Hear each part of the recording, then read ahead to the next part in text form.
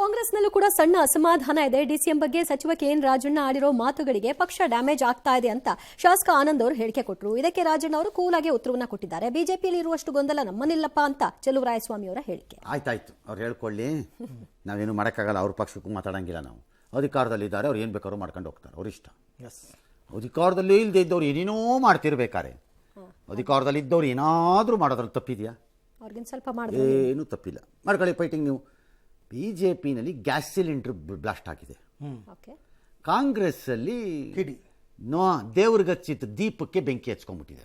ಹಚ್ಚಿದ್ವಿ, ಅಲ್ಲಿ ಏನೋ ಒಂದು ಪದಾರ್ಥಕ್ಕೆ ಬೆಂಕಿ ಹಚ್ಕೊಂಡಿವಿ ಅಷ್ಟೇ. ಅದನ್ನಲ್ಲೇ ಪುಸ್ ಪುಸ್ ಪುಸ್ ಅಂತ ಹೊಡೆದು ಆರಿಸ್ಕೊತಾ ಇರಲಿಲ್ಲ. ಬಿಜೆಪಿದು ಬ್ಲಾಸ್ಟ್ ಆಗ್ಬಿಟ್ಟಿದೆ, ಏನು ಮಾಡೋಕ್ಕಾಗದೆ ಕಷ್ಟ ಅಲ್ವಾ?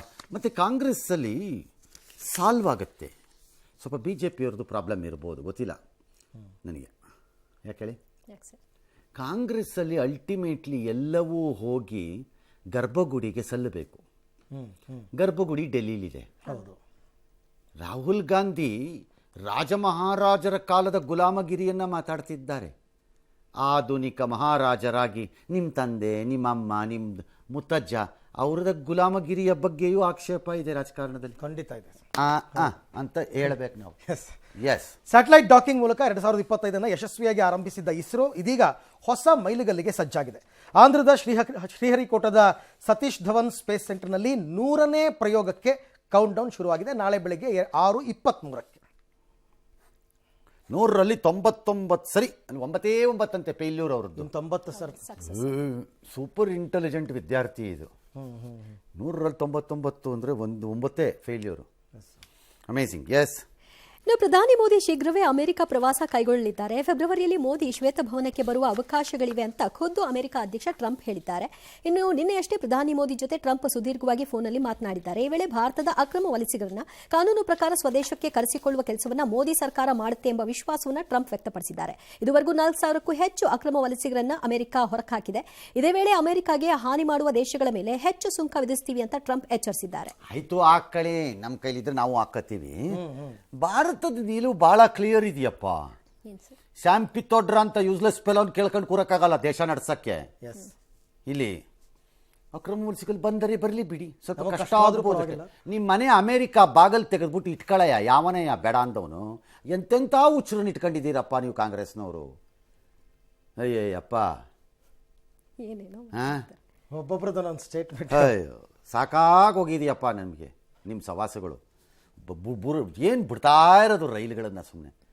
ಆಯ್ತಪ್ಪ, ರೋಹಿಂಗ್ಯಾಸನ್ನು ಕರ್ಕೊಂಬಂದು ಡಿ ಕೆ ಶಿವಕುಮಾರ್ ಮನೇಲಿ ಇಟ್ಕೊಳಕ್ಕೆ ಹೇಳಿ, ಇಲ್ಲಿ ಇಟ್ಕೊಳಕ್ಕೆ ಹೇಳಿ. ಅಕ್ರಮ ವಲಸಿಗರನ್ನು ಬಿಡ್ತಾರೆ. ಭಾರತದ ನಿಲುವು ಭಾಳ ಸ್ಪಷ್ಟ ಇದೆ. ಯಾವುದೇ ದೇಶದವನಾಗಿರಲಿ, ಅವನು ಯಾವನೇ ಹಾಕ್ಕೊಂಡಿರಲಿ, ಅಕ್ರಮವಾಗಿ ಇನ್ನೊಂದು ದೇಶಕ್ಕೆ ಹೋಗಿದ್ರೆ ಅವನನ್ನು ಗುರುತಿಸಿದ್ರೆ, ಅವನು ಭಾರತೀಯ ಎಂಬುದು ಸಾಬೀತಾದರೆ ದಾಖಲೆಗಳ ಪ್ರಕಾರದಲ್ಲಿ ಅವನನ್ನು ತಾಕಮ್ಮ ನಮ್ಮ ದೇಶಕ್ಕೆ ಹಾಕ್ತೀವಿ ಅಂತ. ಹೌದು, ಭಾಳ ಸ್ಪಷ್ಟವಾಗಿದೆ ನಿಲುವು ನಮ್ಮದು. ಅದರಲ್ಲಿ ಯಾವುದಿಲ್ಲ ನಮಗೆ ಪುಕ್ಕಟ್ಟೆ ಅಲ್ಲ.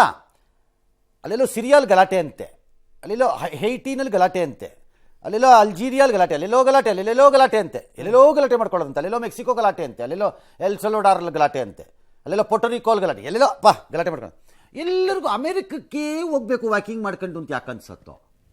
ಅದ್ಯಾಕೆ ಸೌದಿ ಅರೇಬಿಯಾಗೆ ಹೋಗೋಣ, ಕತಾರ್ಗೆ ಹೋಗೋಣ, ಪಾಕಿಸ್ತಾನ್ಗೆ ಹೋಗೋಣ ಅನ್ಸಲ್ವೋ? ಅಥವಾ ಇನ್ಯಾವುದೋ ಬೇರೆ ದೇಶಕ್ಕೆ ಹೋಗೋಣ ಅಂತ? ಯುರೋಪು ಅಮೆರಿಕನೇ ಬೇಕು ಅಂತಾರಪ್ಪ. ಅದ್ಯಾಕೋ?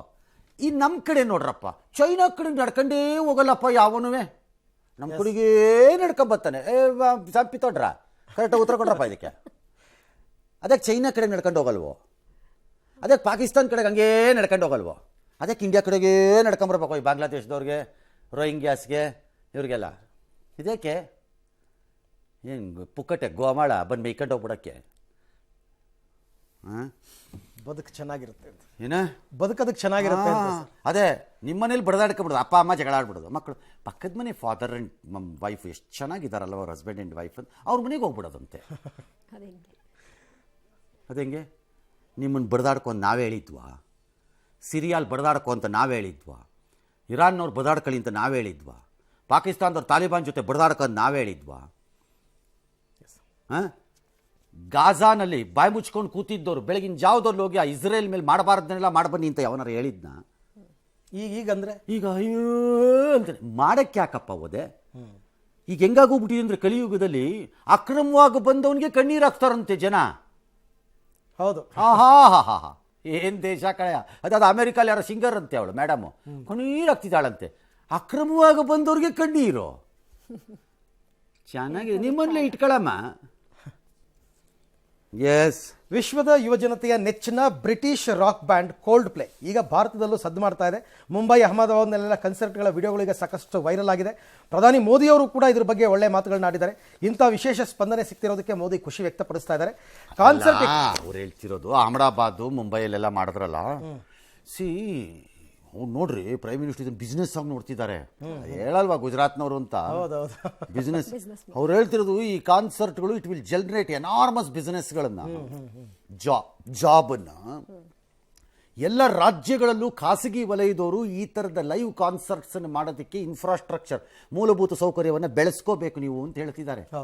ಯಾಕಂದರೆ ಭಾರತದಲ್ಲಿ ಅಷ್ಟು ಜನ ಇದ್ದಾರೆ ಅಂತ ಅವರು. ಓಕೆ, ಅರ್ಥ ಆಯ್ತಾ? ಈಗ ಮೊನ್ನೆ ಕ್ರಿಕೆಟ್ ನಡೀತಲ್ಲ T20 ಅಮೆರಿಕಾನಲ್ಲಿ T20 ದಿನ ಮ್ಯಾಚ್ ನಡೀತಲ್ರಿ ಕ್ರಿಕೆಟ್ ಟೂರ್ನಮೆಂಟ್ ರೀ. ಒಂದೊಂದು ಟಿಕೆಟ್ಗೆ $8,000 $10,000 ಕೊಡೋ ಜನ ಇದ್ರಲ್ಲಿ. ಆಮೇಲೆ ಫುಲ್ ಹೌಸ್ಫುಲ್ ಆಗ್ತಿತ್ತು, ತಡೆಯಕ್ಕಾಗ್ತಿರ್ಲಿಲ್ಲ ಜನ. ಒಂದು ಕಾಲದಲ್ಲಿ ಈ ವೆಸ್ಟರ್ನ್ ಮ್ಯೂಸಿಕ್ಗೆ ದೇವಸ್ಥಾನ ರೀ ಬೆಂಗಳೂರು. ಹೋಗೆಲ್ಲ ಹಾಳು ಮಾಡಾಕ್ಬಿಟ್ರು ಎಲ್ಲ ಸೇರ್ಕೊಂಡು.